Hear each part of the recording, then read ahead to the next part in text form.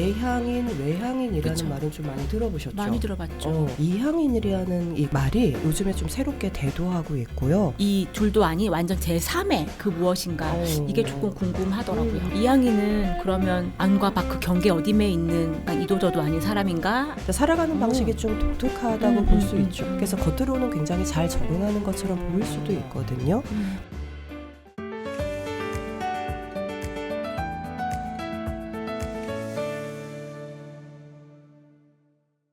사소한 고민부터 무거운 속마음까지 여러분의 감정에 이름을 붙여드리는 곳, 어른을 위한 감정우체국, 오늘도 문을 활짝 열겠습니다.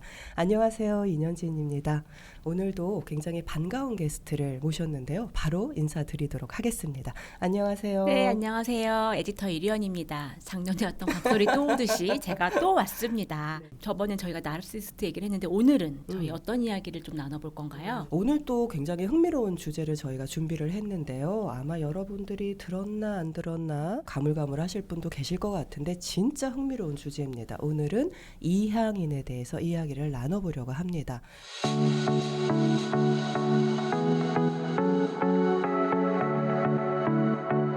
아마 내향인, 외향인이라는 그쵸. 말은 좀 많이 들어보셨죠? 많이 들어봤죠. 이향인이라는 이 말이 요즘에 좀 새롭게 대두하고 있고요. 저도 굉장히 흥미로운 개념으로 공부를 좀 하고 있는데 오늘은 사연자의 내용과 함께 또 책에 대한 이야기도 함께 나눠보려고 합니다. 오늘도 사연이 있는데요. 오늘도 메소드 연기 가능하신가요? 저는 언제나 always 늘 준비가 되어 있습니다. 네, 한번 소개해 주시죠. 마음 우체통에 올라온 사연인데요. 직장인분이 남겨주신 것 같아요. 네, 읽어보겠습니다. 저는 새 직장에 입사한 지 이제 겨우 3개월 된 사람입니다. 처음엔 정말 잘해보고 싶어서 누구보다 일찍 출근하고 동료들의 작은 말도 놓치지 않으려 애썼습니다. 처음이니 적응하는 것도 쉽진 않았지만 사실 일보다 더 힘든 건 조직 내 분위기를 맞추는 일이었습니다. 저희 사무실이 팀워크를 강조하기도 하고 좀 함께 다 같이 하는 자리가 많더라고요. 회식 자리에서는 저만 빼고 다 즐거워 보여서 저도 웃고 있어야 할 것 같고 먼저 일어나고 싶어도 눈치가 좀 보였습니다. 퇴근 시간이 지나도 바로 가는 사람이 없어서 저도 쉽게 일어나지 못했고요. 신입이 벌써 워라밸 챙기냐? 막 이런 말을 들을까봐 늘 조심스러웠어요. 근데 저랑 같이 입사한 동기들은 분위기도 잘 맞추고 다 괜찮아 보이더라고요. 저만 힘든 것 같이 보였어요. 제가 내향적인 기질이어서 예민하게 느끼는 건지 아니면 사회생활에 맞지 않는 사람인지 점점 저를 좀 의심하게 됩니다. 혹시 제가 조직 부적응자일까요? 사실 이거 처음 읽었을 때 뭐 신입이면은 원래 다 이런 고민하지 않나? 라는 생각이 들어가지고 사연까지 남기신 게 조금 의아하다는 생각도 들었어요. 제 경우를 돌아보더라도 신입일 때뿐만이 아니라 제가 이직해가지고 완전 다른 조직에 넘어갔을 때도 사실 처음에는 업무 습득하는 것만큼 오히려 그보다 더 많이 좀 에너지가 쓰이는 게 약간 조직 분위기 파악하고 거기서 내가 너무 튀지 않게 좀 조화롭게 좀 적응해 나가는 것 그거였거든요. 이 사연자분이 부적응자가 아닐까라고 하는 고민은 좀 과한 거 아닐까라는 생각도 들고 그랬습니다. 사실 적응하는 데는 다 시간이 필요하잖아요. 사연자분이 말씀하셨던 거에 본인이 내향적인 기질이 있어서 이렇게 예민하게 느끼나 하는 말을 했는데 작가님이 보시기엔 어떠세요?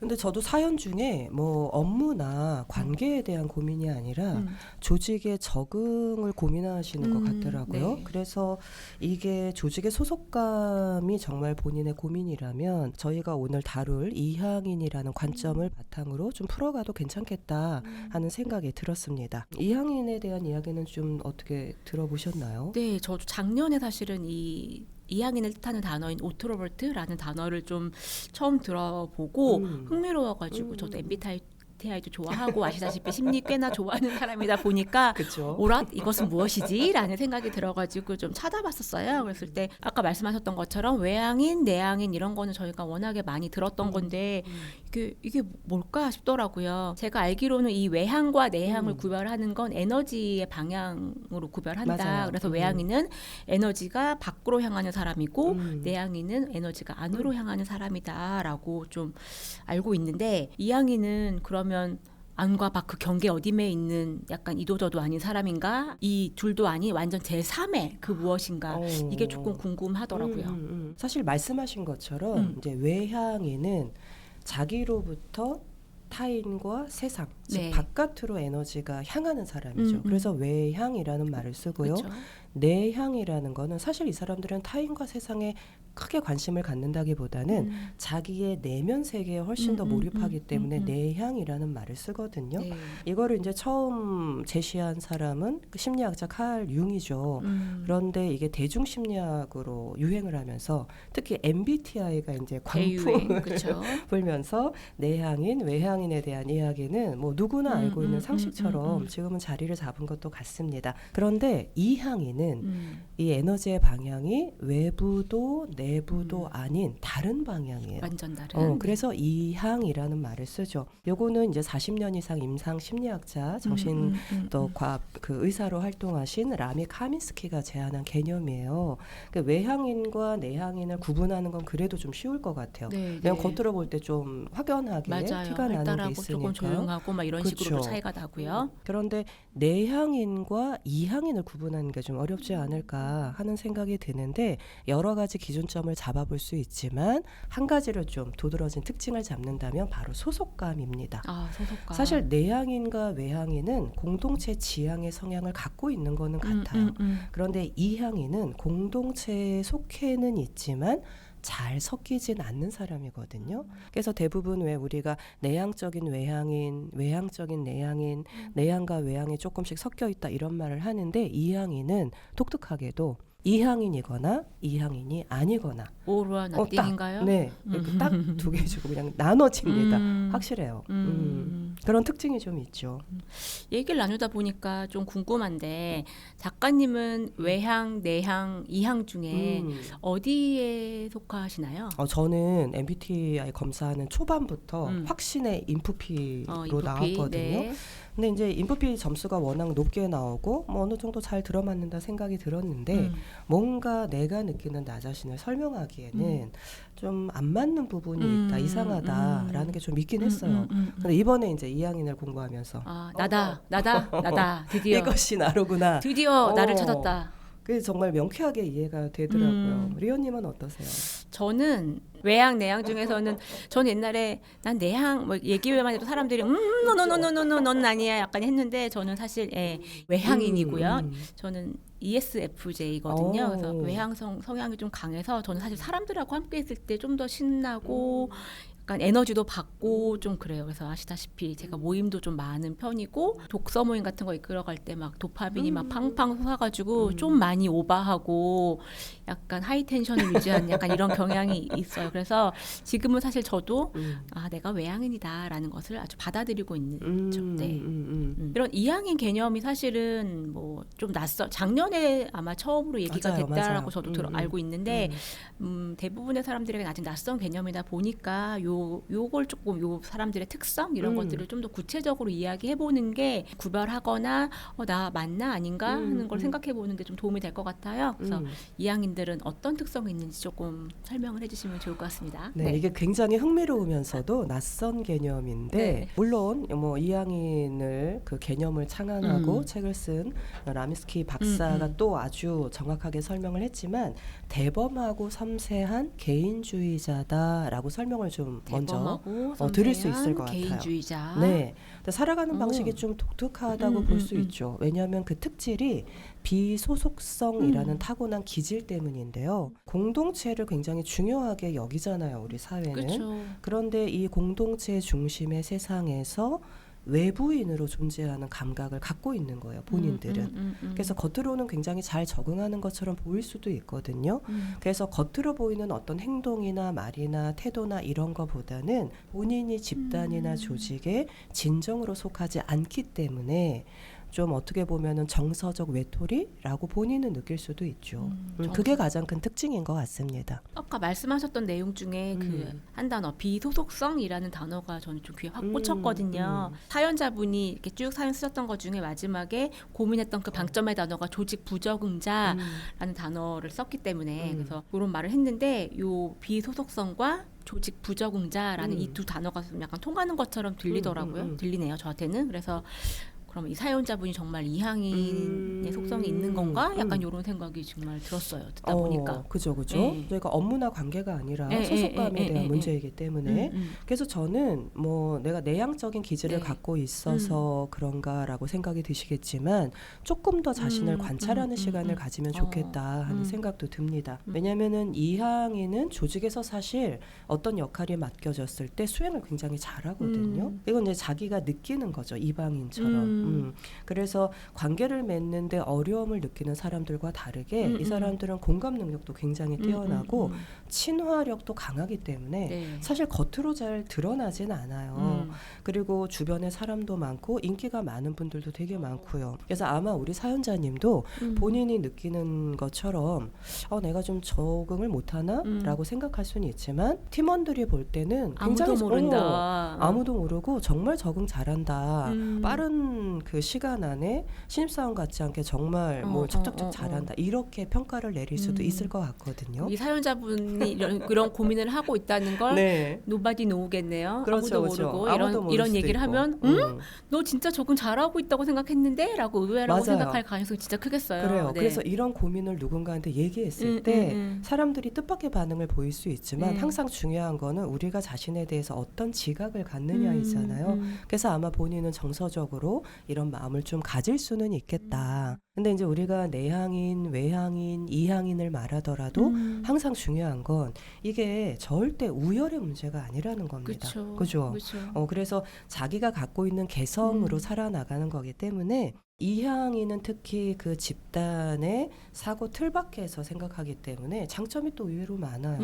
창의적인 사고를 할 수도 있고 신선한 아이디어를 낼 수도 있고 또 굉장히 파격적인 행동이나 혁신적인 조직 활동을 할 수가 있거든요. 그래서 이런 성향을 본인이 짐으로만 느끼기보다는 강점으로 좀 발휘하는 그런 기회를 가져보면 어떨까 하는 생각도 듭니다. 자, 사연을 통해 우리 안의 심리를 살펴봤다면 이제는 영화, 드라마, 또 책을 통해서 우리 삶의 해답을 찾아보는 감정 돋보기 시간입니다. 오늘 우리가 돋보기를 대고 있는 작품은 라미 카민스키의 이항인입니다.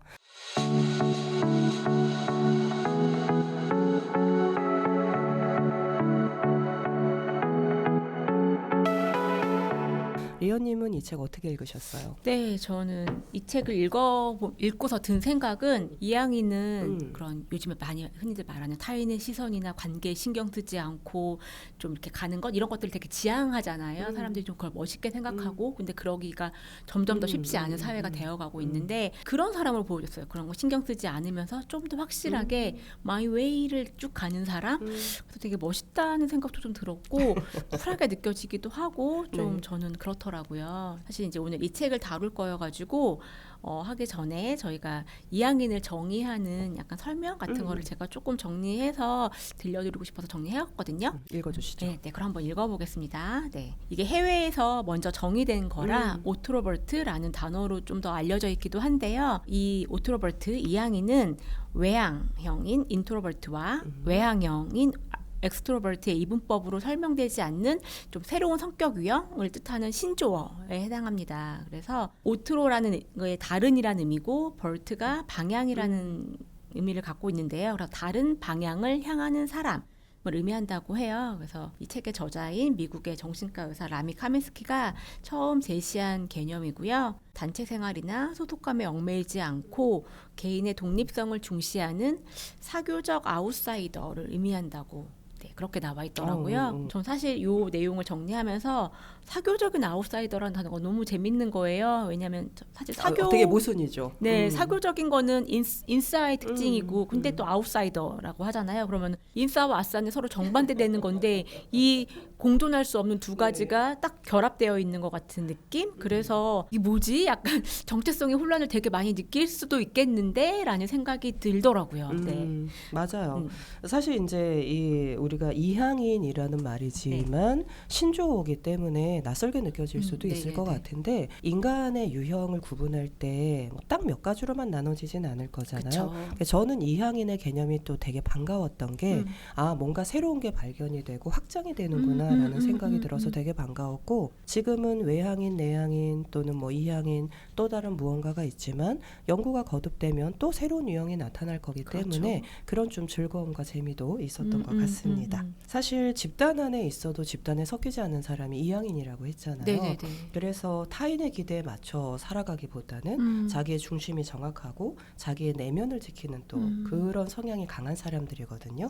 겉으로 볼 때는 겉으로 잘 티가 안 나기 때문에 되게 온순해 보일 수도 있어요. 그런데 집단의 강요라던가 어떤 규칙을 강하게 지켜야 되는 상황에 처해질 때는 독립심과 은밀한 저항 같은 것들을 강하게 느끼는 사람들이기도 하죠. 저는 사실 여전히 이게 약간 겉으로 보기엔 이 사람이 외향인처럼 보일 수 있지만 내면은 또 내향인과 되게 많이 비슷한 면이 있기 때문에 혼란스러운 부분이 좀 있는 것 같아요. 헷갈리는 부분들도 많고 저도 사실 이걸 보면서 나도 혹시 약간 이런 생각을 하면서 이제 여기 책 뒤에 보면은 40개의 문항에 나와 있어요. 무려 40개. 네, 그래서 이걸 가지고 쭉 테스트를 한 다음에 점수를 합하면 이제 자기가 이항인 성향이 있는지를 알 수 있는데 사실 여기 책에 40개의 문항을 다 더했을 때 총점은 280점이고 그 중에서 188점 이상이 나오면 이항인 가능성이 크다라고 하더라고요. 그리고 188점 미만이면 당신은 이항인이 아니야라고 아주 탁 잘라주시더라고요. 근데 저도 설마 혹시 하고 했는데 저는 158점. 사실 나왔었어요. 확실히 아니었습니다. 네. 저도 해봤는데 점수가 뭐 너무 높아가지고 몇 점 나왔는데요? 260 이상이 나왔으니까요. 확실한 네, 이항이네요. 확실한 이항인. 네, 되게 재밌는 게요. 우리가 보통 항목을 정할 때 예, 아니요 체크를 하잖아요. 네네네. 근데 그거보다 훨씬 더 구체적이고 섬세하게 나와 있어요. 그러니까 40문항인데 각 문항마다 1점부터 7점까지 점수를 매기게 되어 있거든요. 그래서 총점이 280이 나오는데 한번 여러분도 해보시면 되게 재밌을 겁니다. 그래서 제가 대표적으로 좀 10개를 문항을 추려봤어요. 나는 사람들이 많이 모인 곳에 있으면 외로움을 느낀다. 내 삶에서 진정으로 가까운 사람은 극소수다. 나는 혼자만의 시간이 많이 필요하다. 나는 혼자 있는 걸 좋아한다. 나 자신이 최고의 친구다. 나는 혼자 일하는 걸 좋아한다. 나는 사색을 하나의 활동으로 여긴다. 나는 통념을 믿지 않는다. 그것은 집단 사고일 뿐이다. 대부분의 사람들이 내가 수줍음이 많다는 걸 모르는 것 같다. 나는 외부에서 주어진 생각에 따르기보다 내 삶을 이끌 나만의 철학을 따르는 편이다. 나는 종종 스스로에게 질문을 던진다. 이런 문항들이 좀 대표적이었던 것 같습니다. 지금 말씀하신 문항은 저도 점수가 높게 나온 것도 있고 낮게 나온 것도 있는데 각 문항별로 작가님이 뽑아오신 10개는 공교롭게도 제가 다 그렇다라고 좀 꽤 그렇다라고 했던 문항들이긴 해요. 그죠. 그래서 이제 우리가 내향인, 외향인, 이향인을 할 때 극단적으로 어떤 카테고리, 물론 이향인은 그렇죠. 그렇거나 아니거나니까. 그런데 내향인, 외향인, 이향인을 헷갈리는 것 중에 사람이 자기 실현을 하면서 성숙하다 보면 사실은 어떤 집단의 요구에 그대로 순응하기보다는 자기 철학을 갖게 되고 세상의 기준에 그대로 맞추기보다는 자기만의 윤리에 따라서 행동하는 경우가 많기 때문에 그런 질문에서는 높은 점수가 나올 수도 있을 것 같아요. 성숙함의 지표이기도 한 것 같습니다. 이 질문들은. 그러나 한번 40문항을 해보시면요, 여러분. 꽤나 재밌습니다. 되게 재밌어요. 그래서 저도 체크하면서 이거는 좀 내향인과 비슷한 생각이 들기도 하겠다. 근데 이제 많은 분들이 내향인에 대해서 또 오해를 하고 있는 게 있어요. 그러니까 예를 들면 소수의 사람들과 친하고 수줍음이 많고 1대1 관계를 선호하고 이런 분들이 내향인이라고 착각을 하는데 아니에요, 여러분. 내향인의 가장 큰 특징은요, 오히려 1대1 친밀한 관계를 맺기 굉장히 어려워합니다. 이게 그건 것 같아요. 내향인과 내성적인 성격을 그렇죠. 좀 혼동하게 되기 쉬운 것 같아요. 그래서 낯가림이 당연히 있을 수 있지만 내향인은 기본적으로 타인과 세상에 대한 관심보다는 내면 세계에 집중하기 때문에 오히려 소수의 그룹이나 많은 집단 속에서 자기 자신을 드러내지 않는 그 카멜레온이 보호색을 쓰는 것처럼 드러내지 않는 걸 편안하게 느끼기 때문에 자기를 전면적으로 드러내야 되는 1대1 친밀한 관계에서 굉장히 당혹하는 경우가 많아요. 그런데 이항이는요 1대1 관계에 굉장히 강합니다.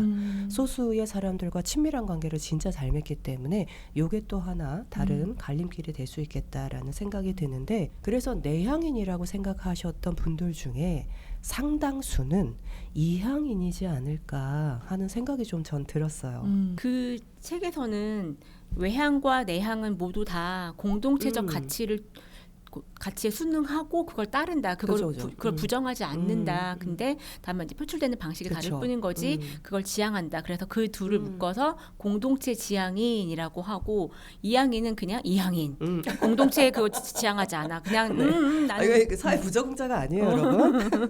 그렇다라고 해서 확실하게 구별을 하긴 하더라고요. 그래서 오히려 외향과 내향을 좀 한 테두리로 묶고 이항을 따로 두고 약간 이렇게 하고 있었는데, 그렇게 할 때 이제 어쨌든 소속감이란 단어가 제일 핵심 키워드였고, 맞아요. 저자 같은 경우는 이항인에겐 선천적으로 소속감을 느끼지 못하는 특성이 있다라고 또 표현을 했는데, 작가님도 사실 아시다시피 저는 소속감을 좀 많이 중요하게 많이 생각하는 느끼죠. 편이고, 그동안 제가 생각할 때 소속감은 그냥 인간이 가진 기본적인 본능 같은 거라고 저는 생각을 했거든요. 그냥 소속되고자 하는 욕구가 모든 인간에게 깔려있는 것이라고 생각을 했는데, 이제 이항인이 그렇지 않다라고 하니까 갑자기 이제 혼선이 오는 거죠. 네, 좀 그랬던 것 같아요. 외향인과 내향인은 어쨌든 받아들여지기를 원한다. 하지만 이항인은 그런 집단 사고의 틀 밖에서 생각한다라고 이렇게 구별을 하더라고요. 그러면 이항인들은 이런 동양적인 체계, 특히나 뭐 우리나라 같이 집단 사고가 좀 강한 집단주의 문화가 강한 곳에서는 사회생활을 하거나 할 때도 훨씬 더 부대낌이 많겠구나라는 생각이 좀 들었어요. 그렇죠.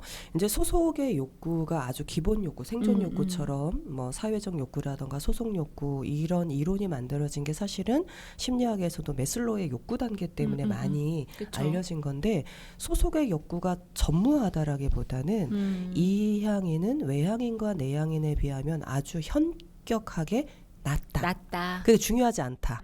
그렇기 때문에 소속감이 굉장히 강요되는 사회일 경우에, 특히 이제 동양, 우리나라는 집단 문화를 굉장히 강조하는 편이었잖아요.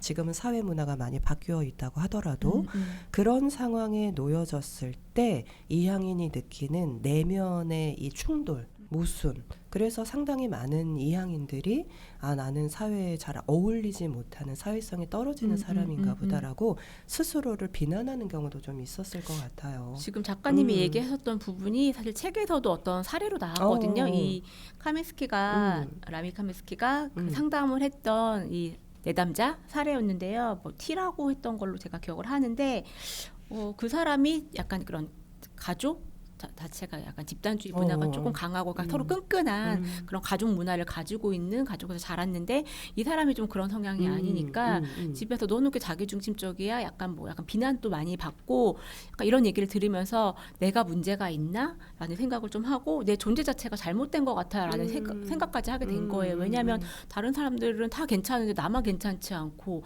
같이 모이니까 나만 싫고 막 이러니까 나란 존재가 이상한 것 같아 라고 하다 보니 점점 뭐 우울감, 불안감도 심해지고 나중에는 꽤나 심한 정신질환을 앓았다는 이야기가 나왔거든요. 그래서 얘기했었던 것처럼 사실은 그게 틀린 게 아닌 건데, 이 사람이 잘못된 존재인 게 아닌 건데, 좀 다른 성향을 이 사회에서, 집단주의 사회에서는 틀려, 너 고쳐야 되는 거야 라고 받아들여지고, 자기마저도 그 비난의 목소리를 내면화했을 때 병으로 정말 갈 자리가 없어진다라는 느낌이 들어서 좀 안타까웠어요. 맞아요. 그런 사례가 굉장히 많이 소개되어 있어서 저도 이제 제 내담자들을 생각하면서 많은 생각들이 들었는데, 우리나라뿐만이 아니라 어쨌거나 어느 세계 어디든 집단주의가 강조되는 사회에서는 사회성이 없다라는 말은 상당히 비난의 말로 쓰일 확률이 높죠. 그리고 이제 아까 그 사례 소개해 주셨지만 그 사례와 관련해서 이제 저자가 책에 이런 구절도 쓰잖아요. 우리는 모두 이항인으로 태어나는데 공동체 인간으로 길러진다. 약간 뭔가 나의 이항적인 성향이 다 있는데 사회화되면서 거세당하고 없어져 버리는 것 같은 느낌이 들어가지고 좀 우프더라고요, 이 말이. 맞아요. 그래서 이 사례를 보면 우리가 모두 이항인으로 태어났 태어난다라는 게 무슨 뜻일까? 그러니까. 그러니까 이 사례를 보면 아마 우리는 자기만의 개성을 가진 한 인간으로 태어난다라는 의미일 것 같아요. 그런데 그게 이제 집단 조직적 사고로 이렇게 강화되어서 그냥 동그랗게 태어난 애를 네모틀에 가둬놓고 이렇게 살아라라고 하면 그런 기질을 맞추면서 속으로 이물감을 느끼면서 적응하는 사람도 있겠지만 그렇지 않고 평생 이방인처럼 사회에 소속되지 못하고 심지어는 정신병자로 낙인 찍히면서 가족에 의해서 강제로 병원에 입원되기도 하고 이런 분도 있을 것 같거든요. 그래서 이런 사회 분위기 속에서 이양이는 그럼에도 불구하고 자기 기질대로 살아가려는 성향이 좀 강한 것 같습니다. 그래서 겉으로 볼 때는 적응을 하기 위해서 가짜 외향인처럼 보이기도 하지만 그 적응력이 없는 게 아니라 강조드리는 거는 그냥 그 적응 욕구가 너무 낮다. 딱히 필요성을 못 느낀다. 왜냐하면 세상의 중심에서 그 세상 중심으로 살아가기보다는 자기 인생에서 자기가 중심이 되어서 살아가는 게 훨씬 중요한 사람들이기 때문에 그런 거죠. 이게 뭐 적합한지 모르겠지만 식욕이 많은 사람과 식욕이 적은 사람이 있는데 식욕이 많은 사람이 정상이고 식욕이 적은 사람이 비정상은 아닌 거잖아요. 아, 그럼요. 뭐 약간 그런 것처럼 그냥 소속되고자 하는 욕구도 사람에 따라 다를 수가 있다. 우리가 모두 소속되어야만 하는 거는 아니다. 그런 욕구가 모두 강해야만 되는 건 아니다라는 약간 이런 그렇죠. 그런 말. 조직 안에서 업무를 수행하는 것과 그 조직의 소속감을 강하게 느끼는 건 전 되게 다른 문제라고 생각을 하거든요. 조직의 소속감을 강하게 느끼지 않는다고 하여 일을 잘 못 해내냐? 그렇지 않습니다. 그쵸. 일은 일이고 내가 느끼는 내면의 마음이 그렇다는 거니까요. 본인이 본인을 좀 인정해 주는 거 그래도 그런 마음을 그러니까 그런 소속감을 좀 덜 느끼더라도 괜찮다라고 스스로 인정해 주는 게 되게 중요할 것 같다는 생각도 드네요. 맞아요. 이 이항인에 대해서 아는 게 사실은 뭐 성인인 우리들이 나를 알게 되는데도 도움이 되지만 좀 사실 아이를 키우는 부모님들이 보통 많이 고민하는 게 맞아요. 애가 우리 애가 친구들하고 같이 막 해야 되는데 그런 거 안 하려고 하고 좀 집에서 혼자 막 뭐 하려고 한다거나 이럴 때 되게 우리 애가 사교성이 떨어진다고 되게 많이 고민을 하고 제 주변 친구들도 좀 그런 고민하는 친구들이 있었거든요. 그러는데 사실은 어쩌면 내 아이가 이항인일 수도 있다라는 생각을 한번 해본다면 약간 이분들에게도 되게 도움이 될 수도 있겠다 싶거든요. 네, 그래서 특히 이제 그 이항인 책을 저도 이 내용은 참 좋다라고 유난히 관심을 기울였던 부분이 이항인 아이들에 대한 이야기예요. 근데 저도 이제 친구들한테 아이에 대한 상담을 자주 받는 편인데 첫 번째 고민이 사회성이 없는 것 같아. 우리 애는 이거 어떻게 사회성을 기르냐, 팁 좀 줘라 이런 얘기 정말 많이 듣거든요. 근데 이제 저도 거기에 대해서 고민을 많이 하는데 거기에 대한 뭐 조직 활동 뭐 해병대 캠프나 이런 거 옛날에 정말 많이 했잖아요. 최악의 방법입니다. 사실 이항인 기질을 가진 아이들에게는요. 그래서 이항인 아이들이 어떤 특징을 갖고 있느냐를 좀 알면 도움이 될 것 같아요. 일단 애들은 어렸을 때부터 아이답지 않다라는 말을 좀 많이 듣는 것 같아요. 그래서 이제 진중하고 관찰자다 보니까 또래보다는 어른들과 연배가 좀 높은 이런 사람들과 대화하는 걸 즐기고요. 애어른 같은 느낌이요? 그런 말 많이 들어요. 그다음에 혼자 있는 시간을 좀 많이 갖죠. 책을 읽거나 혼자 몰입해서 뭘 하거나. 그리고 제일 힘들어하는 게 강압적인 조직 활동이에요. 집단 활동. 근데 이게 그 독특한 게 뭐냐면 아이가 굉장히 좋아하는 활동일 수도 있잖아요. 미술이든 뭐든. 그런데 그 활동을 좋아한다 하더라도 사람들이 많은 집단으로 들어가는 순간 이제 아이가 괴로워하기 시작을 합니다. 그래서 관계 맺는데 좀 문제가 있나? 이런 걱정을 하시기도 하는 것 같아요. 특히 이제 부모가 공동체 지향인 성향을 강하게 갖고 있을 경우에는 그게 너무나 확신의 척도이기 때문에 아이를 문제아로 보기가 쉽죠. 그런데 아이가 어떤 기질을 갖고 있는지 무엇을 좋아하는지 우선 관찰해 보시면 좋을 것 같아요. 그래서 관찰을 먼저 좀 해보시라 권해드리고 두 번째는 관계를 맺을 때 집단 속에 아이를 몰아놓고 알아서 적응해라 이러기보다는 한두 명 소수의 아이들과 차근차근 우정을 쌓아갈 수 있도록 기회를 만들어주고 격려해 주시면요. 아이는 자기의 직관에 따라서 굉장히 적응을 또 합니다. 되게 좋은 친구가 돼요. 너무 걱정하시기보다는 아이를 먼저 관찰하고 내가 갖고 있는 부모의 기준에 따라서 평가하거나 재단하지 말자라는 말씀을 꼭 드리고 싶습니다. 사실 오늘 얘기를 나누고 2학년에서 조금 더 이렇게 들을수록 제가 같이 일했던 저희 그러니까 90년대생 팀원들이나 이런 MZ 분들이 조금 많이 갖고 있는 성향이랑 MZ랑 좀 약간 결합되는 부분이 그쵸, 많다는 그쵸. 생각이 좀 들었거든요. 그래서 보통 우리가 MZ들은 개인주의다 약간 이런 얘기를 좀 하면서 좀 위에 세대 분들이 좀 이렇게 보기도 하고 막 자기중심적이야 막 이렇게 보기도 하는데 사실은 요런 이 이항인의 개념이 뭐 MZ한테 정말 많을 수도 있고 아닐 수도 있겠지만 좀 다른 사람들을 이해하는데 되게 도움이 될 것 같고 너 너무 개인주의인 것 같아 라는 얘기를 좀 평소에 들어가지고 막 고민을 하거나 아니면 난 뭐지 내가 왜 이러지 라고 약간 정체성 혼란이라던가 이런 걸 가진 분들한테 좀 되게 많이 도움이 될 거라는 생각이 좀 오늘 들었어요. 인간은 사실 되게 복잡한 존재이고 처음에 얘기했던 것처럼 이거 양자 선택할 수 있는 건 아니잖아요. 그럴 때 조금 더 다른 특성이지만 이런 특성을 가진 존재도 있다라고 좀 넓게 좀 더 인간을 이해하는데 굉장히 도움이 되는 시간이 될 것 같다는 생각이 드네요. 네. 맞습니다.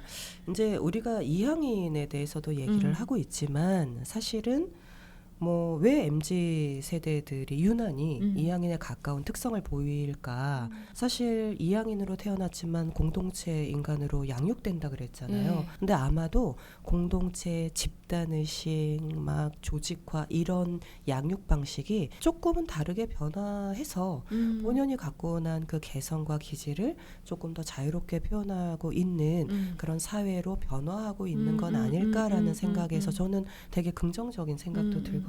이항인처럼 보여지는 사람이 많아진다는 것 자체가 우리 사회가 그럼요, 그만큼 그럼요. 변화하고 있다, 개방적으로 변화하고 있다라는 어떤 현상일 수도 있겠다. 그러나 다만 공동체 정신에 쩔어 있는 기성세대 입장에서 그렇죠. 보면 저런 지밖에 모르는 이런 개인주의자 이렇게 생각할 수 있지만 시대의 흐름을 이렇게 보면 저는 개인의 개성이 훨씬 더 강하게 발휘되는 게 열린 사회고 성장하고 성숙하는 사회인 건 맞는 것 같습니다. 아까 처음에 이제 얘기하실 때 작가님이 이런 이항인이라는 개념, 새로운 개념이 나와가지고 좀 해석할 수 있는 또 다른 게 나오는 게 굉장히 반갑다라고 하셨는데요. 방금 얘기를 들으니까 우리 사회가 또 이렇게 변화해가는구나를 보여주는 표시 같은 느낌도 사실 들어가지고 그런 의미에서도 약간 이 이항인이라는 개념이 또 반갑게 느껴지네요. 오늘 마무리할 때는. 맞아요. 네. 그래서 어떤 새로운 개념이 나타났을 때 저건 나랑 상관없어 이렇게 딱 쳐버리기보다는 호기심을 가지고 이건 어떤 걸 말하는 걸까라고 자기 자신과 내 삶을 좀 대입해서 배워본다라는 마음으로 마음을 연다면 훨씬 흥미로운 이런 이야기가 되지 않을까 싶습니다. 오늘 이항인에 대해서 좀 다양하게 저희가 이야기를 나눴는데요. 어떠셨어요? 저희가 지난번에 나르시스트를 했는데 그것도 자기중심성 물론 그건 조금 더 병적인 자기중심성을 가진 사람들이 나르시스트인데 어떻게 보면 이항인은 물론 뭐 어떤 한 부류긴 하지만 건강한 자기중심성을 가진 사람이다라는 생각이 또 들어가지고 그런 면에서 또 지난번과 연결되면서 또 흥미로운 시간이었습니다. 저는. 네.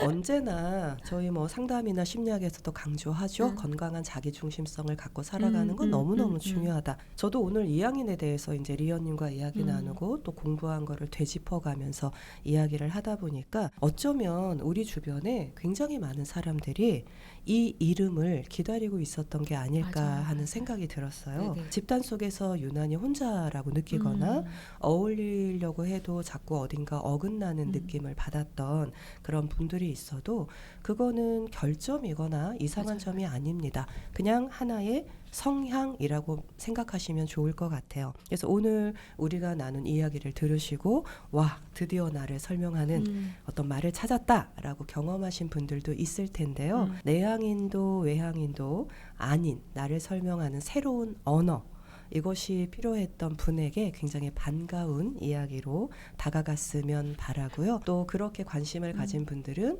라미 카민스키의 이항인을 꼭 한번 읽어보셨으면 좋겠습니다. 오늘 이야기는 여기서 마치도록 하고요. 저희는 또 다음에 더 재밌는 주제로 찾아뵙도록 하겠습니다. 안녕. 안녕. 또 올지도 몰라요. 또 오세요.